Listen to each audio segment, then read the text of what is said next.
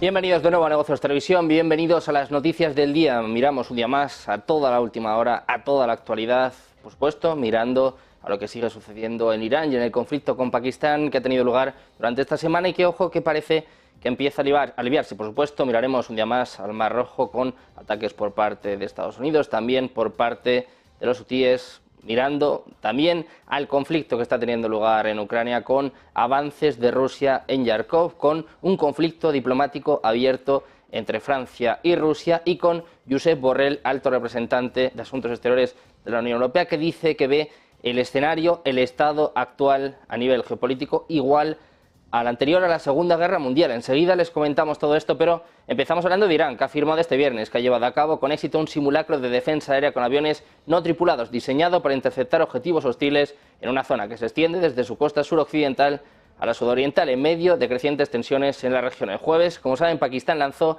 ataques aéreos contra lo que dijo que eran militantes separatistas dentro de Irán, en un ataque de represalia 2 días después de que Teherán dijera que había atacado las bases de otro grupo en territorio pakistaní.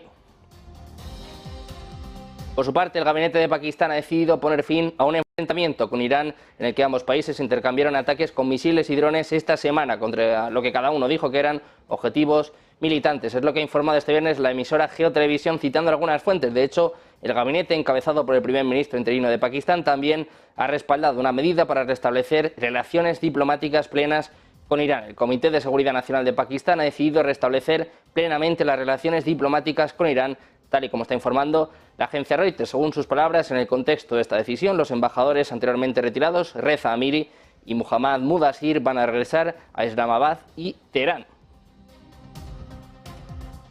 Hablamos también del presidente de Estados Unidos, Joe Biden, ha asegurado este jueves que los recientes intercambios de ataques entre Irán y Pakistán contra supuestos grupos terroristas demuestran que Teherán no es especialmente querido en esta región. Por otra parte, Estados Unidos ha asegurado que no está en guerra con los rebeldes yemeníes hutíes y que no busca una escalada del conflicto regional. ¿Quién lo diría?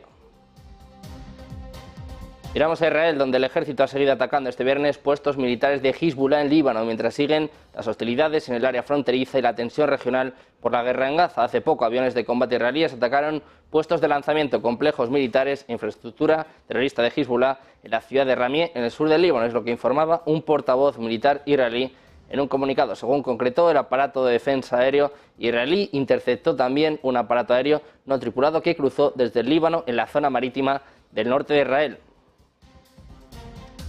Precisamente en este sentido se ha manifestado el alto representante de la Unión Europea para Asuntos Exteriores y Política de Seguridad y vicepresidente de la Comisión Europea, Josep Borrell, que ha asegurado este viernes que Israel financió a Hamás. Ojo, porque dice Borrell, Hamás ha sido financiado por Israel durante años para intentar restar poder a la autoridad palestina de Fatah. Es lo que ha asegurado el alto comisionado. Lo escuchamos. Solo creemos que una solución de dos estados debe ser impuesta desde el exterior para traer la paz. Aunque, insisto, Israel se reafirme en esa negativa, que para impedirla han llegado ellos mismos a crear Hamás. Sí, Hamás ha sido financiado por el gobierno de Israel para intentar debilitar a la autoridad palestina de Fatah. Pero si no intervenimos fuertemente, la espiral de odio y violencia seguirá de generación en generación, de funeral en funeral. Es lo que ha asegurado Borrell en una intervención que desde luego ha dado mucho de sí, en un acto de investidura a propuesta del Instituto de Estudios Europeos como doctor honoris causa de la Universidad de Valladolid, donde además ha abogado por imponer desde el exterior, desde la comunidad internacional, la creación de un Estado palestino a pesar de la negativa actual por parte de Israel.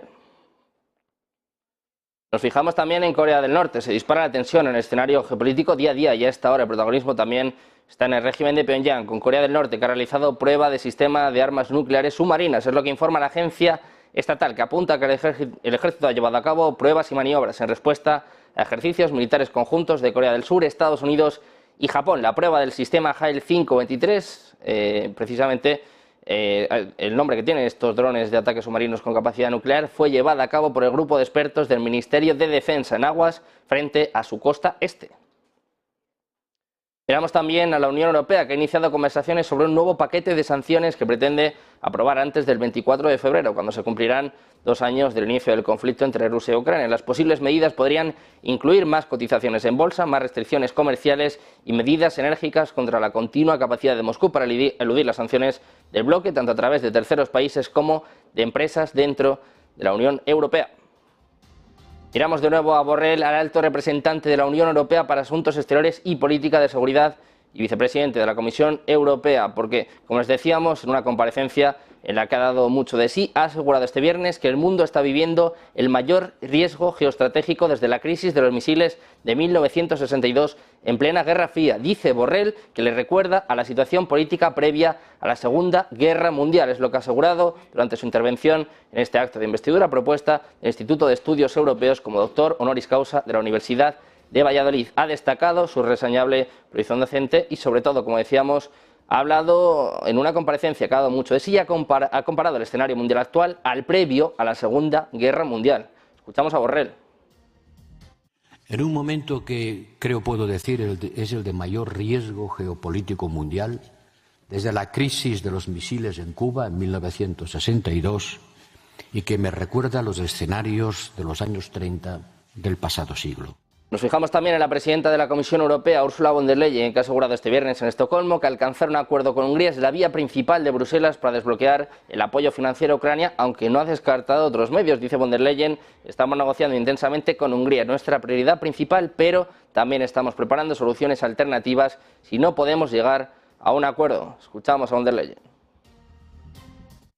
First and foremost, the most important part is to negotiate with each other and to find compromises. And we are working intensively with the Hungarian government on finding a solution that we have a solution by 27 for the Ukraine 50 billion euros for the next 4 years. This is our main priority. But of course, we also prepare for alternative solutions if that is not something that we can reach. But in general, the European Union is built on dialogue and finding solutions together with all member states. The procedures that you were alluding to, which is the Article 7 procedure, is a different track. That is enshrined in the treaty. Von der Leyen, que ha insistido en que el Tratado de la Unión Europea tiene reglas muy claras para situaciones conflictivas en su seno, en alusión al veto del primer ministro húngaro Viktor Orbán en la cumbre europea de diciembre a la ayuda financiera multianual de 50.000 millones de euros a Kiev. Miramos a Alemania, que dice que Putin podría declarar la guerra a la OTAN en menos de una década. Es lo que ha advertido una vez más el ministro de Defensa de Alemania, Boris Pistorius, que hizo estos comentarios a Der Tagesspiegel, un periódico alemán, después de que un alto funcionario de la OTAN advirtiera sobre una guerra total con Rusia que estallaría dentro de 20 años. Dice Pistorius, escuchamos amenazas del Kremlin casi todos los días, así que tenemos que tener en cuenta que Putin podría incluso atacar un país de la OTAN algún día, aunque matizó, dijo, no es probable que se produzca un ataque ruso por ahora, pero nuestros expertos esperan un periodo de 5 a 8 años en el que esto podría ser posible.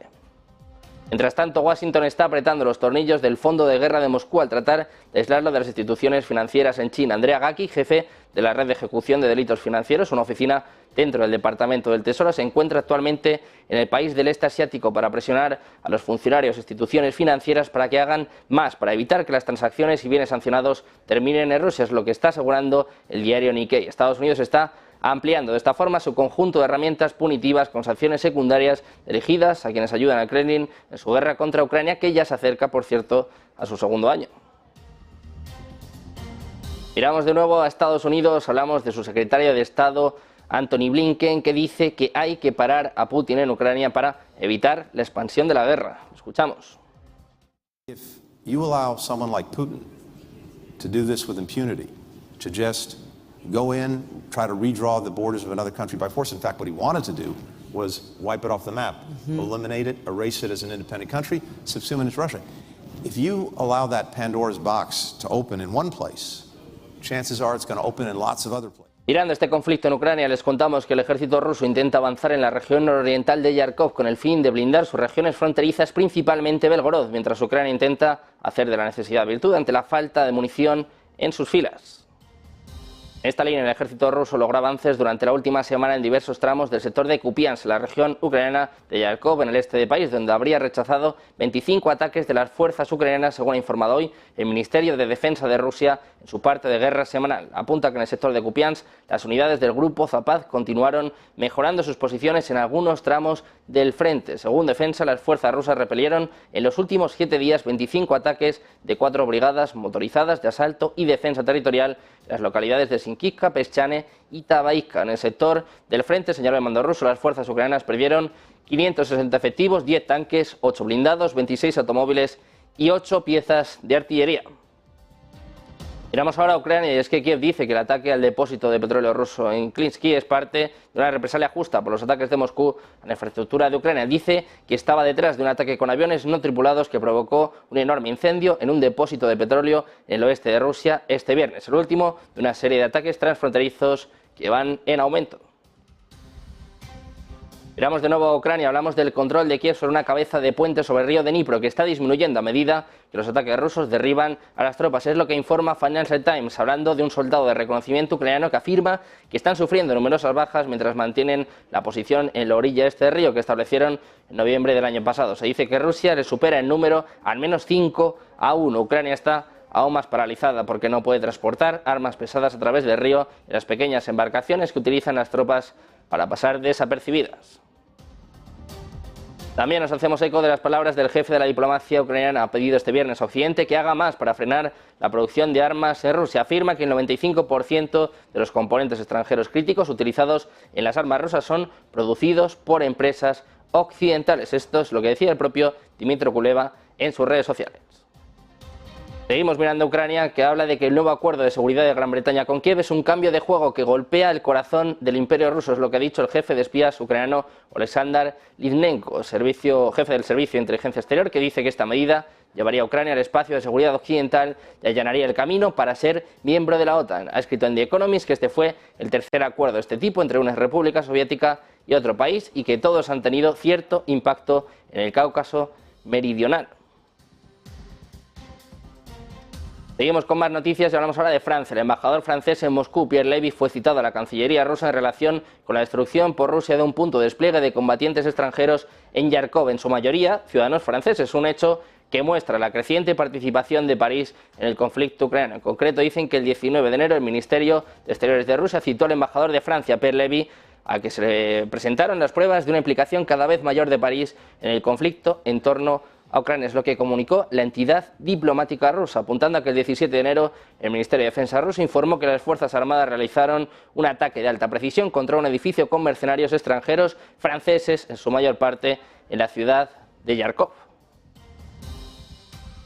Miramos también al presidente francés Emmanuel Macron, que ha insistido este viernes en que hay que evitar que Rusia gane la guerra en Ucrania, porque, dice, más allá de las consecuencias para los ucranianos, eso significaría el fin de la seguridad europea. Dice Macron que no se puede dejar que Rusia piense que puede ganar, es lo que ha subrayado en un discurso de felicitación del año a las nuevas Fuerzas Armadas en la base naval de Cherburgo, en el noroeste de Francia, aún puntualizando que Francia no está en guerra con Rusia. Ha reiterado la idea de que una victoria de Rusia sería el fin de la seguridad europea y por eso afirma Macron que hay que seguir ayudando a los ucranianos de forma pragmática y concreta. Hablamos ahora de una orden del presidente ruso publicada este jueves por la noche que asigna fondos para que una unidad estatal lleve a cabo búsquedas de propiedades en el extranjero y garantice que los derechos de propiedad de Rusia estén registrados. El documento no indica el tamaño del presupuesto para la operación ni qué tipo de propiedades se busca. Si bien no está claro qué motivó esta orden, es poco probable que el interés de Putin en antiguas posesiones imperiales alivie las preocupaciones sobre sus ambiciones entre los estados vecinos. En su apogeo, el imperio ruso se extendió a territorios de la Polonia moderna y los estados bálticos de Estonia, Letonia y Lituania, así como a Finlandia. Se disolvió bajo la presión de la Primera Guerra Mundial y la Revolución Bolchevique de 1917, encabezada por Lenin, que marcó el nacimiento del Estado comunista. Putin ordenando la búsqueda de propiedades del Imperio ruso y la Unión Soviética. Mientras tanto, la nueva doctrina militar de Bielorrusia considera el despliegue de armas nucleares en el país como una medida forzosa de disuasión estratégica. Es lo que informa este viernes la agencia de noticias TASS, citando al Ministerio de Defensa bielorruso y que replica la agencia Reuters. Dicen que esta nueva doctrina militar también describe las acciones que el ejército bielorruso tomaría en caso de cualquier la agresión armada contra los aliados de Minsk en la organización del Tratado de Seguridad Colectiva, que comprende varias repúblicas soviéticas o el Estado de la Unión de Bielorrusia y Rusia. Miramos en este caso a la OTAN, al almirante Rob Bauer, que dice que aunque la OTAN y los gobiernos miembros se estén preparando para un conflicto con Putin, los civiles deben darse cuenta de que ellos también tienen un papel que desempeñar. Ha dicho a los periodistas que si estalla la guerra habría que movilizar a un gran número de civiles y que los gobiernos tendrían que prepararse para saber cómo gestionar ese proceso. El presidente del Comité Militar de la OTAN dice: tenemos que darnos cuenta de que no es un hecho que estemos en paz y por eso nosotros, las fuerzas de la OTAN, dice, nos estamos preparando para un conflicto con Rusia, pero el debate es mucho más amplio, también es la base industrial y las personas las que tienen que entender que desempeñan un papel. Miramos ahora a Finlandia. El primer ministro finlandés, Petteri Orpo, ha descartado este viernes que Rusia suponga una amenaza militar urgente contra su país y resalta que Finlandia está bien preparada. Dice: no veo ninguna amenaza militar inmediata de Rusia contra Finlandia. En Finlandia dormimos bien por las noches porque estamos bien preparados. Es lo que ha dicho en su rueda de prensa conjunta en Estocolmo con su homólogo sueco Ulf Kristersson y la presidenta de la Comisión Europea, Ursula von der Leyen. Añade, no obstante, que es necesario que los países miembros de la Unión Europea y de la OTAN, como Finlandia, se preparen para cualquier escenario posible, eso sí, a más largo plazo. Hablamos también de Estonia, Letonia y Lituania, que han llegado a un acuerdo para crear una línea de defensa en la frontera con Rusia. Es lo que informa el Ministerio de Defensa de Estonia, apuntando a que los países bálticos han acordado establecer una línea de defensa báltica a lo largo de la frontera oriental. Es imperativo utilizar el tiempo sabiamente para mejorar la preparación de la defensa, es lo que dice el departamento en su página en las redes sociales. Por su parte, el Ministerio de Defensa de Estonia aclaró que el acuerdo sobre la creación de esta línea fue firmado el viernes en Riga por los jefes de los departamentos de defensa de las tres repúblicas. Su objetivo es crear una zona defensiva compuesta por varias estructuras que será contener y, ser necesario, proteger contra una amenaza militar. Hablamos ahora de los BRICS. El Kremlin ha expresado su esperanza de que el gobierno de Javier Milei cambie de opinión en el futuro acerca del ingreso de su país en los BRICS. Dice que esperan que con el tiempo las autoridades de ese país consideren más ventajoso para ellos sumarse a los BRICS. Es lo que ha dicho hoy mismo Dmitry Peskov en su rueda de prensa telefónica. Aseguró que el Kremlin lamenta la decisión de Buenos Aires de no unirse al bloque ahora, pero que lo respeta. Dice: los argentinos eligieron a sus dirigentes y sus dirigentes consideraron inapropiado que ahora participen en los BRICS, pero la lista de los que desean adherirse al bloque es bastante grande y eso nos agrada. Terminamos hablando de Nicolás Maduro, que ha vuelto a criticar al mandatario argentino, a Javier Milei, al arremeter contra su comentado discurso en el Foro Económico de Davos en Suiza. Maduro manifestó en torno a este discurso que el pueblo argentino tiene que estar triste, avergonzado, indignado por el papelón que hizo, según él, Javier Milei en la cumbre de Davos. Dice Maduro que es una vergüenza, una expresión de su ideología nazi y de su macartismo. Dice que es mentira que sea liberalista, liberal o libertaria. Además, planteó que quedaron estupefactos los empresarios del mundo capitalista y los gobiernos cuando acusó a todo Occidente de comunista o de socialista. Dice Maduro que todo el que no piense como Milei es comunista y que debe ser exterminado de la faz de la tierra. Dice Maduro que este es el pensamiento nazi que pretendió exterminar a los comunistas, socialistas o judíos, a los gitanos, a las personas que no fueran de su ideología y de su raza aria pura. En este sentido, Maduro remarcó que el pueblo argentino debe estar asqueado del papelón que hizo Milei en Davos y señaló que Argentina, desde su profundidad hermosa, tiene todos los papeles para renacer y dice: tengan la seguridad y todo el apoyo del pueblo de Simón Bolívar y de Hugo Chávez. Les contábamos hace apenas 3 días ataques de Maduro contra Milei. Ahora vuelve a arremeter, en este caso por su discurso en Davos. Pendientes de todo lo que ha pasado en Davos durante esta semana, pendientes siempre de toda la actualidad, de todas las últimas horas. No se vayan porque seguimos con más información en Negocios Televisión.